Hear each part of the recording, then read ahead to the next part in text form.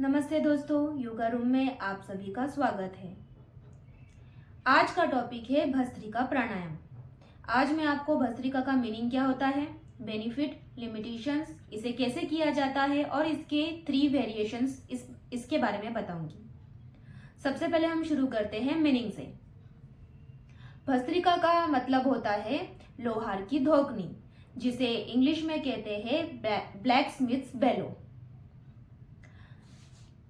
दोस्तों, जिस तरीके से लोहार की धोकनी हवा को पूरा अंदर भरती है और पूरी तरीके से बाहर छोड़ती है, उसी तरीके का अभ्यास हम इस प्राणायाम में करते हैं। यानी कि हम हवा को पूरी तरीके से अंदर भरते हैं फोर्सफुली और फोर्सफुली हवा को बाहर छोड़ते हैं। जो हमारा इनहेलेशन और एक्सहेलेशन होता है ना, वो इक्वल अमाउंट में होता है। हम बल का प्रयोग करते हैं, श्वास को अंदर भरते हैं और बल का प्रयोग करते हैं और श्वास को पूरा बाहर छोड़ते हैं, जो कि इक्वल होता है। दोस्तों, अब हम इसके बेनिफिट्स की तरफ चलते हैं। तो जब हम भस्त्रिका, क्योंकि एक भस्त्रिका जो होता है ना, ये एक प्राणायाम है। इसका सबसे पहला इफेक्ट ये होता है ना कि हमको इंस्टेंट एनर्जी मिलती है इससे। जो हमारा पूरा शरीर होता है ना, इस प्राणायाम को करने से हमारा जो एनर्जी लेवल होता है ना, वो बढ़ जाता है। हमारे पूरे बॉडी में एनर्जी का फ्लो इंप्रूव हो जाता है इस प्राणायाम को करने से। इस प्राणायाम का जो सबसे सीधा सबसे पहला इफेक्ट पड़ता है ना, वो हमारे ब्रेन की तरफ होता है। इसमें होता क्या है ना, हम डीप ब्रीद इन करते हैं। जब हम डीपली ब्रीद इन करते हैं ना, तो एयर जो होती है ना, वो हमारे पूरे लंग्स में भर जाती है। इसकी वजह से क्या होता है ना, हमारे ना चेस्ट का एक्सपांशन होता है, यानी कि हमारे लंग्स का भी एक्सपांशन होता है।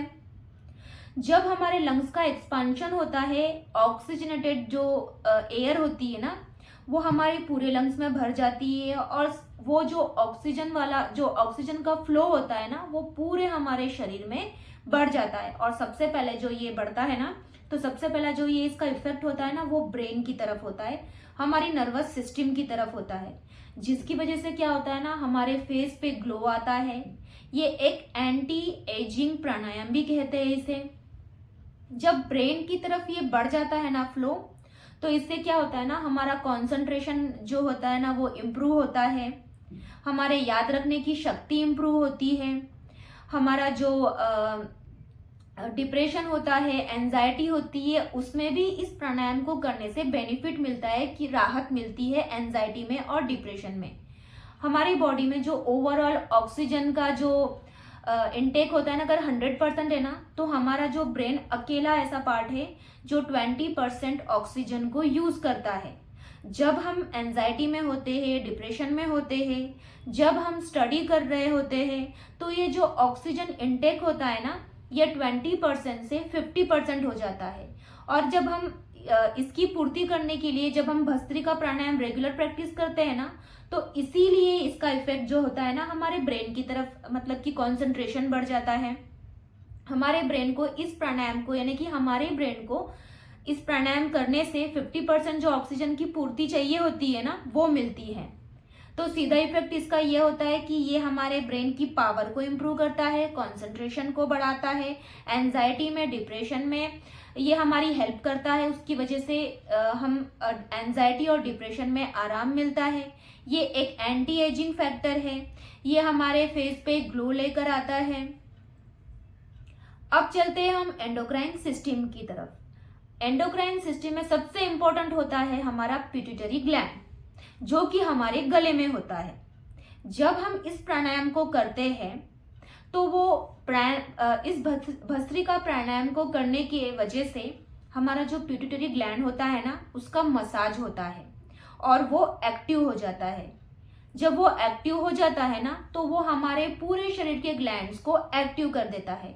तो इसका सेकेंड इफेक्ट जो होता है ना, वो हमारे थायराइड की जो ग्रंथि है उसके ऊपर है। यानी कि ये प्राणायाम थायराइड वालों के लिए काफी हेल्पफुल प्राणायाम है। अब हम आते हैं हमारे जो रेस्पिरेटरी सिस्टम होता है ना, उसकी तरफ। यानी कि उसमें जो मेन इंपॉर्टेंट पार्ट होता है ना, लंग्स, श्वसन तंत्र जिसे कहते हैं। लंग्स जो होते हैं ना, एक स्पंज की तरह होते हैं। हम अपने लंग्स का पूरा इस्तेमाल नहीं कर पाते। जब हम नॉर्मल ब्रीदिंग करते हैं ना, तो हम अपने लंग्स का पूरी तरीके से इस्तेमाल नहीं कर पाते। तो उसमें क्या होता है ना, बलगम जमा होना, कफ जमा होना। तो जब हम इस प्राणायाम को प्रैक्टिस करते हैं ना रेगुलर बेसिस पे, तो हमें ना बलगम की तकलीफ, कफ की तकलीफ, जो बार बार हमें सर्दी होती है ना, उसकी तकलीफ में राहत पहुंचती है। यानी इसका जो इफेक्ट होता है ना, सीधा इफेक्ट अस्थमा के पेशेंट्स के लिए भी है। यानी कि ये जो अस्थमा के पेशेंट्स होते हैं ना, उनके लिए ये काफी बेनिफिशियल है भस्त्रिका प्राणायाम। अब हम आते हैं हमारी रेस्पिरेटरी सिस्टम की तरफ। तो जब हम इस प्राणायाम को करते हैं ना, तो ऑक्सीजन का जो इनटेक है, मैंने पहले भी बताया है कि आपको पहले ही बताया मैंने कि ऑक्सीजन का जो इनटेक होता है ना, वो हमारी पूरी बॉडी में बढ़ जाता है। तो जो ऑक्सीजन का इनटेक बढ़ता है ना लंग्स में हमारे, तो सबसे पहले जो ये होता है ना, हार्ट में ऑक्सीजनेटेड ब्लड हो जाता है। और ऑक्सीजनेटेड ब्लड जो होता है ना हमारा हार्ट, वो पूरे शरीर के हर एक पार्ट को पहुंचाता है। यानी कि ये एक वेंटिलेशन का काम भी करता है भस्त्रिका प्राणायाम। ये हमारी बॉडी को डिटॉक्सिफाई करता है। जितने भी टॉक्सिन्स होते हैं ना, ये इन्हें बाहर फेंकता है। अब हम आते हैं हमारे डाइजेस्टिव सिस्टम की तरफ। इस प्राणायाम को करते वक्त जो हमारा पेट होता है ना, वो अंदर की तरफ जाता है, बाहर की तरफ आता है। इससे होता क्या है ना कि हमारे डाइजेस्टिव सिस्टम में जितने भी ऑर्गन्स है ना, उनका ये मसाज करता है। जो हमारा मेटाबॉलिज्म होता है ना, ये उसे फास्ट कर देता है ये भस्त्रिका प्राणायाम। इसकी वजह से क्या होता है ना, हमारा मेटाबॉलिज्म फास्ट हो गया ना, तो हमारा खाने का पचन जल्दी से होता है। हमारा जो कॉन्स्टिपेशन होता है ना, उसमें भी ये राहत पहुंचाता है।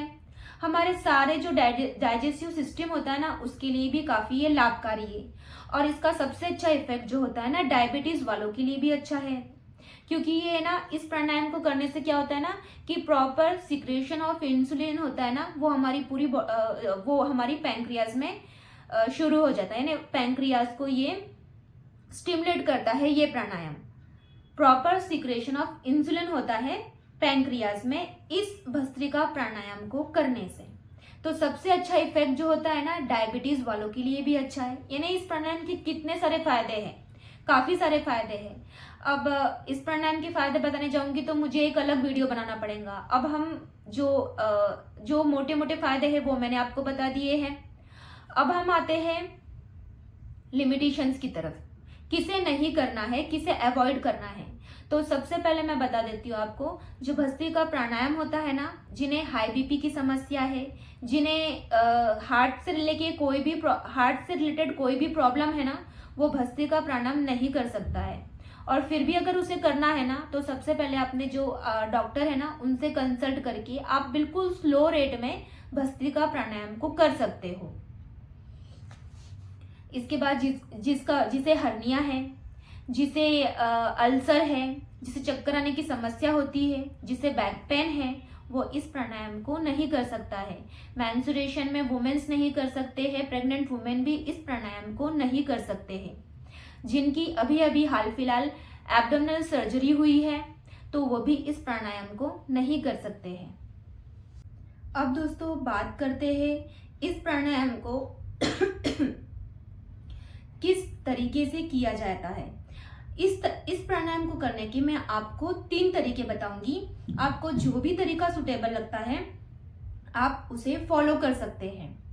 इस प्राणायाम को करने के लिए सबसे पहले आपको योगा मैट पे बैठना है, या आपके पास में योगा मैट नहीं है तो आप किसी भी चादर को फोल्ड करके आप उसके ऊपर बैठ सकते हैं।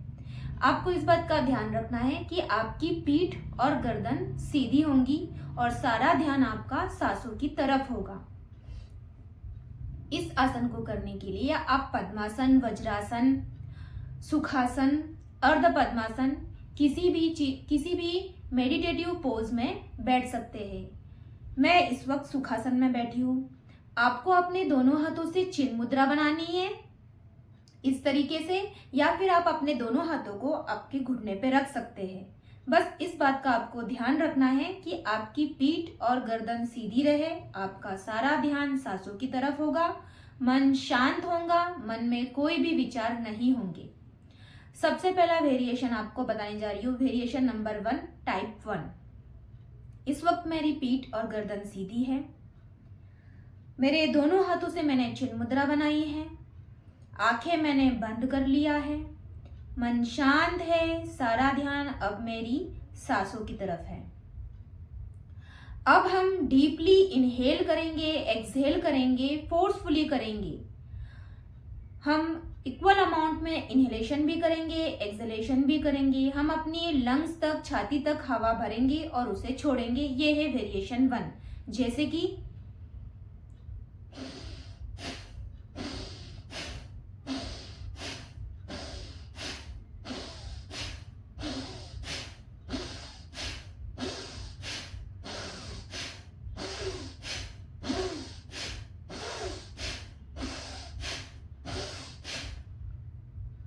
इस प्राणायाम में मैंने फोर्सफुल इनहेलेशन भी किया है और फोर्सफुल एक्सहेलेशन भी किया है, और मैंने हवा छाती तक भरी है और उसे वापस उसी तरीके से छोड़ा है।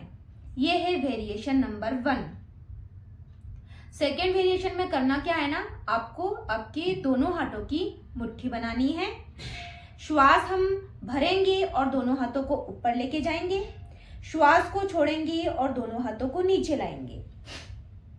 श्वास भरेंगे, श्वास छोड़ेंगे, श्वास भरेंगे, श्वास छोड़ेंगे, श्वास भरेंगे, श्वास छोड़ेंगे। इसे आप इस तरीके से कर सकते हैं।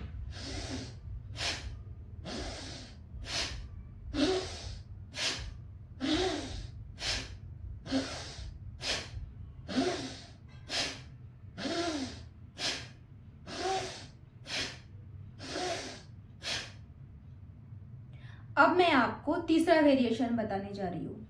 इसके लिए आपको दोनों हाथों को सामने की तरफ करना है, दोनों हाथों को आपको आपकी छाती की तरफ लाना है। श्वास भरेंगे हम तो हमारे हाथ दोनों भी हमारे छाती की तरफ रहेंगे। श्वास छोड़ेंगे, दोनों हाथ नीचे आएंगे। श्वास भरेंगे और श्वास छोड़ेंगे, श्वास भरेंगे और श्वास छोड़ेंगे। इसे हम इस तरीके से करेंगे।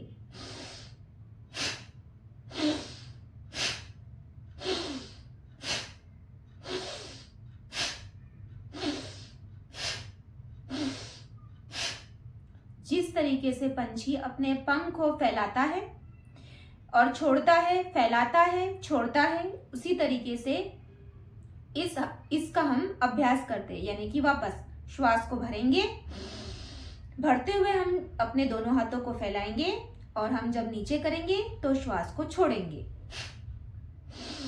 श्वास भरेंगे, भरते हुए हम ऊपर लेंगे, श्वास को छोड़ेंगे और दोनों हाथों को नीचे करेंगे।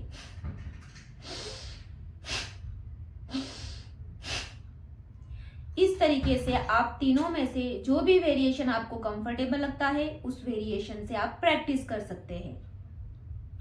आप ये तीनों में से कोई भी वेरिएशन जब भी करेंगे, अगर आप बिगनर्स हो तो आपको 10 टाइम्स करना है। 10 के आपको 3 राउंड्स लेने हैं। जैसे जैसे आपकी कैपेसिटी बढ़ेगी तो आप 20-20-20 के 3 राउंड कर सकते हैं। दोस्तों, ये भस्त्रिका प्राणायाम जो होता है ना, ये काफी अच्छा प्राणायाम है। इसकी आप रोज प्रैक्टिस करें।